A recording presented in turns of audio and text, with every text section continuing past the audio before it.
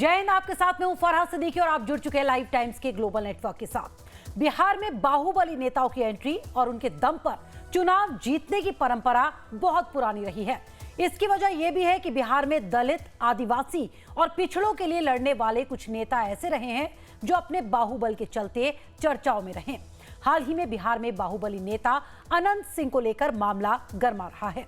एक तरफ अनंत सिंह का सरेंडर तो दूसरी तरफ विपक्ष के नेताओं के बिहार सरकार पर बाहुबली नेताओं को प्रोटेक्ट करने के आरोपों के चलते अब नीतीश ने बाहुबली नेताओं से किनारा करने का इशारा दे दिया है।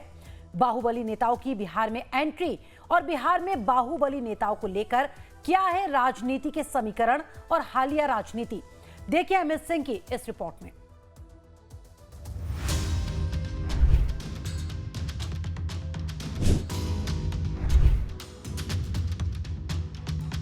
बिहार के सबसे बड़े बाहुबली को बाय बाय। नीतीश अनंत सिंह का काटेंगे टिकट। बिहार के बड़े बाहुबली नेताओं में एक और मोकामा के पूर्व विधायक अनंत सिंह ने बीते शुक्रवार को पटना की बाढ़ कोर्ट में सरेंडर कर दिया। उन्हें बेऊर जेल भेजा गया है। ये मामला सोनू मोनू गिरोह से जुड़ी गोलीबारी की घटना से संबंधित है। अनंत सिंह मोकामा विधानसभा सीट से चुनाव लड़ने की इच्छा भी रखते हैं, जहां से वर्तमान में उनकी पत्नी नीलम देवी विधायक हैं। हालांकि इस घटना के बाद कयासों का बाजार गर्म है। मुंगेर सांसद ललन सिंह के बयान के बाद कयास लगाया जा रहा है कि मुख्यमंत्री नीतीश कुमार अनंत सिंह को बाय बाय कह सकते हैं। वहीं अनंत सिंह फायरिंग मामले के बाद बिहार की सियासत तेज होती हुई नजर आ रही है। विपक्ष के नेता तेजस्वी यादव ने कानून व्यवस्था पर सवाल उठाए। मुख्यमंत्री जो है अचेत हो चुके हैं। बिहार में ये अपराधियों की जो है आदत हो गई है और भ्रष्टाचार जो है शिष्टाचार हो चुका है सर अभी तरीके से बिहार में। नीतीश कुमार अभी और आप देखिएगा लगातार ये घटनाएं हो रही हैं। 200 राउंड जो है गोलियां चलाई जाती हैं और बुला करके गोली चलाने वाले दोनों पक्ष जो इंटरव्यू भी देते हैं और कार्रवाई किसी पे नहीं होती। पहली बार ऐसा हो रहा है। ललन सिंह ने साफ तौर पर कहा कि अनंत सिंह और उनकी पत्नी को टिकट तेजस्वी यादव ने दिया था और अब ये नया बिहार है। दोनों नेताओं की बयानबाजी के बाद मोकामा की राजनीति में नए समीकरण बना दिए हैं। वहीं इस घटना का असर अनंत सिंह के राजनीतिक भविष्य पर भी पड़ सकता है। संभव है नीतीश कुमार की पार्टी अनंत सिंह को टिकट ही ना दे। शायद ललन सिंह ने तेजस्वी के टिकट पर सवाल उठाकर इशारा कर दिया है। तेजस्वी यादव जी को कुछ बोलने की आदत है। हमारा क्षेत्र है तो हमारा क्षेत्र है तो कौन किसके साथ मेरे साथ है। अनंत सिंह को टिकट कौन दिया था? तेजस्वी जी दिए थे कि हम दिए थे? तेजस्वी जी काहे दिए थे उनको टिकट? उनकी पत्नी को काहे चुनाव लड़ाए थे? ये सब बेकार है। इन लोगों को ऐसे ही कुछ बोलते रहना, इन लोगों को बोलते रहना। बिहार में बाहुबली नेताओं को लेकर हालांकि राजनीति के सियासी गलियारे में हमेशा ही चर्चाओं का बाजार गर्म रहा है। अब अनंत सिंह को लेकर नई बहस शुरू हो गई है।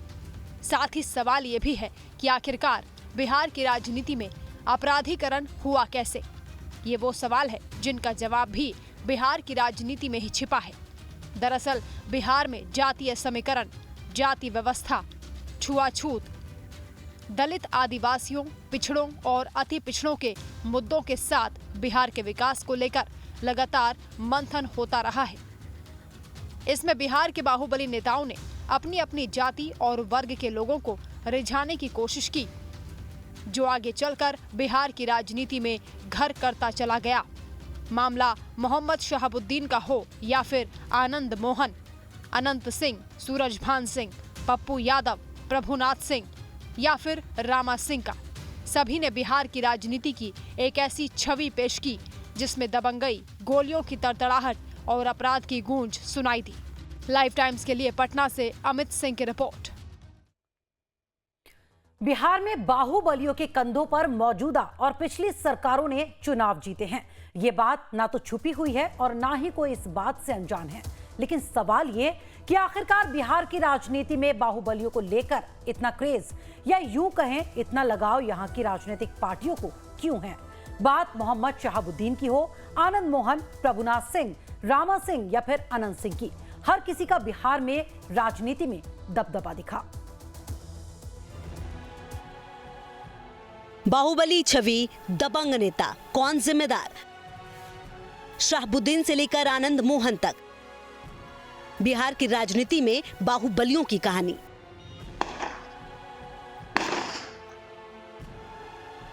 सुन रहे हैं गोलियों की इस तड़तड़ाहट को। गोलियों की इस तड़तड़ाहट को सुनकर यकीनन आप सन्न रह जाएंगे। आपको जंगल राज की यादें ताजा हो जाएंगी। 90 के दशक में ऐसी गोलियों की तड़तड़ाहट आम थी, लेकिन जब ये गोलियां सुशासन राज में चल रही हो तो फिर हैरान होना लाजमी है। और फिर सुशासन के उन दावों का क्या?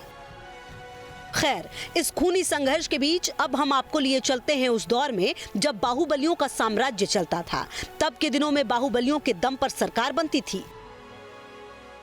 याद कीजिए 90 के दशक में लालू यादव के उस दौर को, जिसमें मोहम्मद शहाबुद्दीन जैसे बाहुबली का सूबे में सिक्का चलता था। सिवान से साहब का फरमान आता था तो एक अने मार्ग मतलब मुख्यमंत्री आवास में बैठे लोगों को दिए गए फरमान पर हर हाल में अमल करना पड़ता था। अब जब बात बाहुबलियों की हो रही है तो बिहार की राजनीति में सबसे बड़ा नाम मोहम्मद शहाबुद्दीन का ही आता है, जिन्हें तब के दिनों में लोग साहब के नाम से जाना करते थे। नहीं, राजनीतिकरण तो काफी लंबा हो गया, बल्कि बिहार के अपराधीकरण से ही मुल्क में अपराधीकरण की शुरुआत हुई है। अपराधी सब जगह थे, लेकिन बिहार में पहली दफे तस्करों को लेकर कृष्णाशाही ने कोशिश की कि चुनाव जितवा दें। अपराधियों को धीरे धीरे ये लगा जब हम चुनाव जितवा सकते हैं तो हम खुद ही चुनाव लड़के क्यों नहीं जीत लें। और ये क्रम हम देख रहे हैं कि अब सबसे पढ़े लिखे केरल तक में हो रहा है, गुजरात तक में हो रहा है, महाराष्ट्र में, हर जगह अपराधी अब चुनाव मजे से जीत रहे हैं।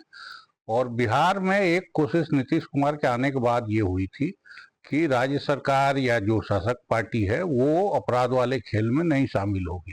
देखिए 2005 के पहले का कालखंड हो या 2005 के बाद का, बाहुबली सबकी सत्ता में रहने के लिए जरूरत है। आप इसको ऐसे समझिए, नीतीश कुमार मुख्यमंत्री जब बने थे 7 दिनों के लिए, वह 5 चेहरे कौन थे? यह हम नहीं कह रहे हैं, आप नहीं कह रहे हैं, पब्लिक डोमेन में है। जो उस समय के लोग होंगे वह जानेंगे कौन 5 चेहरे थे। और वो 5 चेहरे में आप देख लीजिए उस समय कौन लोग थे वो। यह तो और 7 दिनों की ही सरकार रही, लेकिन 5 चेहरे तो आए। और वो कहाँ से आए, कैसे आए, जेल के अंदर, जेल के बाहर, यह सब लोग जान रहा है। तो उस समय शहाबुद्दीन थे। अब देखिए वह भी सत्ता के लिए जरूरत थी। शहाबुद्दीन अब विधायकों को निकलने नहीं देना, यही पाटलिपुत्रा होटल गवाह बना था ना। याद करिए उस समय कि सारे विधायक जो थे, जो इधर वोट ऑफ कॉन्फिडेंस के लिए जब उसके लिए उसको राउंड अप कर लिया गया था, यह तो गवाह है।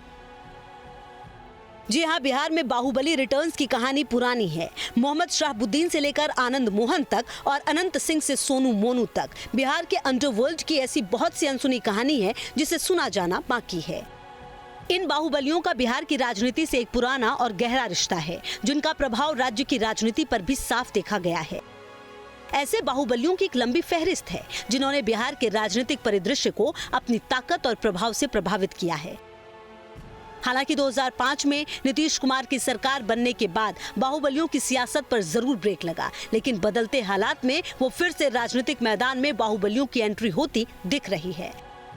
लेकिन फिलहाल हम बात कर रहे हैं बिहार के उस दौर की जब बिहार में मोहम्मद शहाबुद्दीन की तूती बजती थी। सिवान के इस बाहुबली का पूरे इलाके में इतना दबदबा था कि उसके बिना कोई कारोबार नहीं था, ना कोई जमीन की खरीद फरोख्त, ना कोई राजनीति में कदम रखता था। शहाबुद्दीन अपने समय में लालू यादव के काफी करीबी और भरोसेमंद सहयोगी थे। हाल के दिनों में उनकी पत्नी हिना शहाब ने सिवान लोकसभा सीट से निर्दलीय उम्मीदवार के तौर पर चुनाव लड़ा और अब दोबारा से हिना शहाब ने अपने बेटे उसामा के साथ आरजेडी में घर वापसी कर ली है। बीच का दौर तो ऐसा आया कि लोग चुन चुन के अपराधियों को ही ढूंढ रहे थे, उन्हें टिकट दे रहे थे। और अपराधी भी सिर्फ अपराध वाला नहीं था, वो जाति के लीडर हो गए, वो पार्टी के लीडर हो गए, वो विधानसभा पहुंच गए, वो पार्लियामेंट में पहुंच गए, इवन मंत्री हो गए। और अब तो हम देखते हैं कि सेंट्रल कैबिनेट में काफी सारे दागदार लोग हैं। तो ये एक ट्रेंड वहां से शुरू हुआ लेट 60s से, जो पूरे देश में आया। और देश आते आते आज पार्लियामेंट और केंद्रीय कैबिनेट भी उससे अछूती नहीं है। ये अब जो है सो अनंत सिंह है। यह लग रहा है कि नीतीश कुमार का जो यूएसपी रहा है सुशासन, गुड गवर्नेंस, यह दिखाई पड़ रहा है क्या कि 4 साढ़े 4 बजे जब तड़तड़ाहट हो रही है, पटना जिला में है वो मुकामा, वहाँ पर, तो यह सब अब कहने की बात हो गई। अब सबके लिए यह जरूरी और मजबूरी भी है, अगर सत्ता में आपको बने रहना है तो यह जरूरी और मजबूरी है ऐसे लोगों का साथ रहना। इसलिए अब यह कोई कहे कि अब नीतीश कुमार के राज में इस तरीके की बात हो रही है, यह तो सब लोग दांतों तले सब लोग देख रहा है। यह लग ही नहीं रहा है कि नीतीश कुमार का यह गवर्नेंस है। मोहम्मद शहाबुद्दीन के बाद अब बात कोसी के सबसे बड़े बाहुबली आनंद मोहन की, जिनकी वजह से नीतीश सरकार ने जेल नियमों में भी बदलाव कर दिया। एक समय था जब कोसी इलाके में आनंद मोहन का दबदबा था और उनकी सीधी टक्कर तत्कालीन पूर्णिया के सांसद पप्पू यादव से थी। आनंद मोहन को डीएम जी कृष्णैया की हत्या के आरोप में दोषी ठहराया गया। उन्होंने एक लंबा समय जेल में बिताया। उस दौर में आनंद मोहन को बिहार के राजपूतों का नेता माना जाता था और वो अगड़ी जातियों का नेतृत्व करते थे। 2025 चुनाव में अगड़े वोट बैंक के लिए आनंद मोहन से नीतीश कुमार को बहुत उम्मीदें हैं। आनंद मोहन की पत्नी लवली आनंद और बेटे चेतन आनंद भी राजनीति में सक्रिय हैं और जेडीयू के सदस्य हैं। बिहार में बेसुध है सरकार, खूनों की है बहार, गोलियों की है बौछार। ये है नीतीश सरकार। कल तक जो गला फाड़ फाड़ कर राजद शासन काल को, जो कि गरीबों की सरकार थी, गरीबों का शासन था, उस सरकार को जंगल राज कहने वाले लोगों को अब बताना चाहिए कि बिहार में कौन सा राज है। राजधानी के बगल में सैकड़ों राउंड गोलियां चलती है, गैंगवार होती है, गोलीबारी होती है, सरकार मुख्य दर्शक बनी रहती है। सारी घटना की जानकारी मिलते ही स्थानीय पुलिस और प्रशासन के लोगों ने त्वरित कार्रवाई की है। आपने देखा किस तरह से 5 थाने की पुलिस वहां पहुंचती है और पूरा इलाका छावनी में तब्दील हो जाता है। गहन तफ्तीश हो रही है, जांच हो रही है और एक बात तय है कि जो भी लोग इसमें दोषी हैं उन पर कठोरतम कार्रवाई सुनिश्चित की जाएगी। आदरणीय नीतीश कुमार जी ने कभी क्राइम के साथ कोई कॉम्प्रोमाइज नहीं किया। अब बात अनंत सिंह यानी छोटे सरकार की। एक समय के बाहुबली रहे दिलीप सिंह के छोटे भाई हैं अनंत सिंह।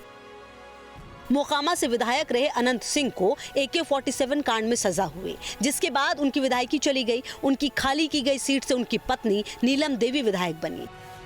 राजद के टिकट पर नीलम देवी ने चुनाव जीता था, लेकिन बाद में उन्होंने अपना समर्थन एनडीए को दे दिया। एक समय में अनंत सिंह नीतीश कुमार के करीबी सहयोगी माने जाते थे और आज भी उनके रिश्ते जेडीयू के बड़े नेताओं के साथ मधुर बने हुए हैं। आखिर इन बाहुबलियों को संरक्षण कौन दे रहा है? चारों तरफ बिहार में हाहाकार मचा हुआ है, चाहे मोकामा हो, बार हो, बरहिया हो, बेगूसराय हो, मुजफ्फरपुर हो, मोतिहारी हो, बेतिया हो। बिहार का एक भी जिला नहीं है जहां सत्ता संरक्षित गुंडा तांडव नहीं मचा रहा है, अपराधी घटनाओं को अंजाम नहीं दे रहा है और सरकार खामोश मुख्य दर्शक बनी हुई है। में गोलीबारी की घटना निंदनीय है, इसकी जितनी निंदा की जाए कम है। लेकिन ये सरकार एनडीए की सरकार, सुशासन की सरकार है, कोई पक्षपात नहीं करती। घटना के तुरंत बाद इलाके में पुलिस बल की तैनाती की गई, इलाके को छावनी में तब्दील कर दिया गया और तय मानिए दूध का दूध, पानी का पानी होकर रहेगा। जो भी इसमें दोषी होंगे उनको बख्शा नहीं जाएगा। बिहार की राजनीति में दबंगों के किस्से और बाहुबल की कहानियों की फहरिस्त काफी लंबी है। इसमें बाहुबली सूरजभान सिंह, पप्पू यादव, प्रभुनाथ सिंह और रामा सिंह की वो कहानी है जिसे सुनकर यह आसानी से समझा जा सकता है कि बिहार में बाहुबली होने के मायने सिर्फ राजनीति में अपनी छवि सुधारने तक ही नहीं, बल्कि बिहार के संसाधनों की लूट, प्रशासन पर पकड़ और सियासत की है, जिसके बल पर बाहुबलियों ने एक तरह से सत्ता पर राज किया। लेकिन मौजूदा दौर में सख्त प्रशासन, मजबूत राजनीति में फैसले बाहुबलियों और अपराधी छवि के नेताओं पर लगाम कसने का काम कर रहे हैं।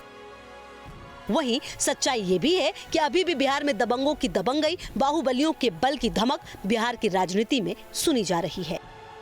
लाइव टाइम्स के लिए पटना से अमित सिंह की रिपोर्ट। बिहार में बाहुबल और दबंगई पर राजनीति की कहानी अनंत सिंह तक ही नहीं है। बिहार की राजनीति में एक दौर वो भी गुजरा है जब बिहार में बाहुबली सूरजभान सिंह की तूती बोलती थी। फिर एक दौर पप्पू यादव का भी आया। पप्पू यादव को बिहार का रॉबिन हुड कहा जाता था। वहीं एक दौर ऐसा भी रहा जब रामा सिंह की पहचान बिहार में सबसे बड़े बाहुबली के तौर पर मिली। बिहार की राजनीति में बाहुबलियों की धमक और रुतबा कितना बड़ा रहा है, इस बात की तस्दीक तब हो जाती है जब हम बिहार की राजनीति का इतिहास खंगालते हैं। आज भी बिहार में ऐसे दबंग और बाहुबली नेताओं की चर्चा अक्सर होती है। ताजा उदाहरण अनंत सिंह फायरिंग मामला है। फायरिंग होने के बाद बिहार की पुलिस प्रशासन तब एक्टिव हुआ जब मीडिया में अनंत सिंह के इंटरव्यू आने लगे। ताला खुलवा दिए तब जाकर बोलो। वहीं बिहार में अब बात उस बाहुबली की कर लेते हैं जिसका दबदबा बिहार, झारखंड और पूर्वांचलों के अंचलों में ऐसा था कि उसके नाम से ही शासन से लेकर प्रशासन तक अलर्ट मोड में आ जाते थे। जी हां, हम बात कर रहे हैं टाल इलाके के बाहुबली सूरजभान सिंह की, जो बिहार के बड़े बाहुबलियों में से एक रहे हैं। एक समय था जब बिहार, झारखंड और पूर्वांचल के इलाकों में रेलवे और स्क्रैप के टेंडरों में उनकी मजबूत पकड़ थी और उन्होंने झारखंड के कोयला व्यवसाय में भी अपनी हिस्सेदारी बना रखी थी। सूरजभान सिंह विधायक और फिर सांसद बने। पहले रामविलास पासवान तो अब पूर्व केंद्रीय मंत्री पशुपति कुमार पारस की पार्टी में शीर्ष पद पर बैठे सूरजभान सिंह ने अपनी राजनीतिक विरासत पत्नी और भाई को सौंप दी है। बीच का दौर तो ऐसा आया कि लोग चुन चुन के अपराधियों को ही ढूंढ रहे थे, उन्हें टिकट दे रहे थे। और अपराधी भी सिर्फ अपराध वाला नहीं था, वो जाति के लीडर हो गए, वो पार्टी के लीडर हो गए, वो विधानसभा पहुंच गए, वो पार्लियामेंट में पहुंच गए, इवन मंत्री हो गए। और अब तो हम देखते हैं कि सेंट्रल कैबिनेट में काफी सारे दागदार लोग हैं। तो ये एक ट्रेंड वहां से शुरू हुआ लेट 60s से, जो पूरे देश में आया और देश आते आते आज पार्लियामेंट और केंद्रीय कैबिनेट भी उससे अछूती नहीं है। देखिए, जरूरी और मजबूरी है। अगर यदि सत्ता में बने रहना है तो आपको कहीं ना कहीं या वो बैलेट बॉक्स से का जमाना हो जब वोट पड़ता हो, या ईवीएम का जमाना हो। इन लोगों का तो हमेशा इन लोगों की तूती। और देखिए, तेजस्वी यादव एक बात कह रहे हैं कि नीतीश कुमार कानून में संशोधन करके ऐसे ऐसे लोगों को जेल से बाहर कर रहे हैं। तो ये तो सवाल बड़ा है। तो नेता प्रतिपक्ष इस बात की कह रहे हैं, तो वह देखिए, नेता प्रतिपक्ष को भी अपने गिरवा में झांक के देखना चाहिए कि उनके पिताश्री और उनके माताश्री के कालखंड में कौन कौन लोग थे, कौन कौन ऐसे थे कि नाव पर ही इस कप को इधर से अपहरण करके जाते थे, नौका पर ही बैठा करके वैसे लोगों को। तो देखिए, बहुत बात को याद पड़ना पड़ेगा। लेकिन अब समय बदल रहा है, लोग बदल रहे हैं, सब कुछ बदल रहा है। समाज में अब पहले वाली स्वीकारता भी नहीं रह गई है। इसलिए अब धीरे धीरे देखिए ऐसे लोगों की संख्या कम होती जा रही है। अब बात बाहुबली सुनील पांडे की। रोहतास के सुनील पांडे, ये वही सुनील पांडे हैं जिन्होंने एक वक्त में कैमरे पर मीडिया कर्मियों को ठोक देने यानी गोली मारने की बात कह दी थी, जिसके बाद सुनील पांडे उन दिनों खूब चर्चाओं में रहे। वैसे सुनील पांडे बिहार के बड़े बालू व्यवसायियों में से एक माने जाते हैं। कई हत्याकांडों में वो आरोपी रहे हैं और व्यापार में भी उनका खासा दबदबा रहा है। पूरे शाहाबाद इलाके में सुनील पांडे की तूती बोलती रही है। खासकर भोजपुर, रोहतास, कैमूर और औरंगाबाद में उनका जबरदस्त दबदबा रहा है। उन्होंने पीरों से पहली बार विधायक के तौर पर राजनीति में कदम रखा और आज भी राजनीतिक गतिविधियों में सक्रिय हैं। अब उनकी राजनीतिक विरासत उनके बेटे और भाई हुलास पांडे ने संभाल ली है, जो वर्तमान में चिराग पासवान के साथ हैं। बताए यह कौन सा राज है? सच्चाई तो यह है कि नीतीश कुमार जी लगातार जब 2000 में भी 7 दिन की सरकार बनाई थी तो इन्हीं बाहुबलियों के संरक्षण प्राप्त करके, बाहुबलियों के सहयोग से ही, और आज भी सारे बाहुबली, सारे खूंखार अपराधी सत्ता के साथ है। अब बात पप्पू यादव की, जो 1990 के दशक में रॉबिन हुड के रूप में चर्चित हुए थे। मधेपुरा के रहने वाले पप्पू यादव आनंद मोहन के साथ अपने विवाद के कारण खूब चर्चाओं में आए। जहां आनंद मोहन अगड़ी जातियों की राजनीति करते थे, वहीं पप्पू यादव पिछड़ी जातियों का नेतृत्व करते थे। एक समय था जब दोनों के समर्थकों के बीच गैंग वॉर आम बात हो गई थी। पप्पू यादव पर सीपीआई के विधायक अजीत सरकार की हत्या का आरोप लगा था, जिसके लिए उन्हें उम्र भर की सजा सुनाई गई थी। लेकिन बाद में सुप्रीम कोर्ट ने उन्हें बरी कर दिया। वर्तमान में पप्पू यादव पूर्णिया लोकसभा सीट से निर्दलीय सांसद हैं। बात प्रभुनाथ सिंह की, जो एक समय में लालू प्रसाद यादव के बेहद करीबी रहे। छपरा, सिवानगंज, सिवान और गोपालगंज में खासा दबदबा रखते थे। मूल रूप से छपरा के रहने वाले प्रभुनाथ सिंह को ये माना जाता है कि उन्होंने छपरा की राजनीति की दिशा और दशा तय की है। 1990 में विधायक बने और नीतीश कुमार और लालू प्रसाद यादव दोनों के साथ करीबी तौर पर काम किया। बाद में उन्हें पूर्व विधायक अशोक सिंह हत्याकांड में सजा हुई। अभी उनके बेटे रणधीर सिंह राजनीति में सक्रिय हैं। अब बात बाहुबली रामा सिंह की। वैशाली के इलाके में रामा सिंह की पहचान सबसे बड़े बाहुबलियों में की जाती रही है। वो कई बार मनहार सीट से विधायक बने। 2014 में मोदी की लहर में भी उन्होंने आरजेडी के कद्दावर नेता रघुवंश प्रसाद सिंह को लोकसभा चुनाव में हराया था। रमा सिंह पर अपहरण के कई मामले दर्ज रहे हैं और हाल ही में वो छत्तीसगढ़ के एक बड़े कारोबारी के अपहरण कांड में जेल की सजा काटकर बाहर आए हैं। रामा सिंह अभी आरजेडी के नेता हैं। ऐसे दर्जनों बाहुबली रहे हैं जिन्होंने बिहार में खौफ पैदा किया और राजनीति और सत्ता को अपने हिसाब से इस्तेमाल किया। जिस तरह से राजनेताओं ने उन्हें वोट बैंक के लिए इस्तेमाल किया था, बिहार की राजनीति में इन बाहुबलियों का सत्ता में कितना हस्तक्षेप रहा है, अगर ये जानना है तो बिहार के पूर्व डीजीपी अभयानंद के इस खुलासे को सुन लीजिए।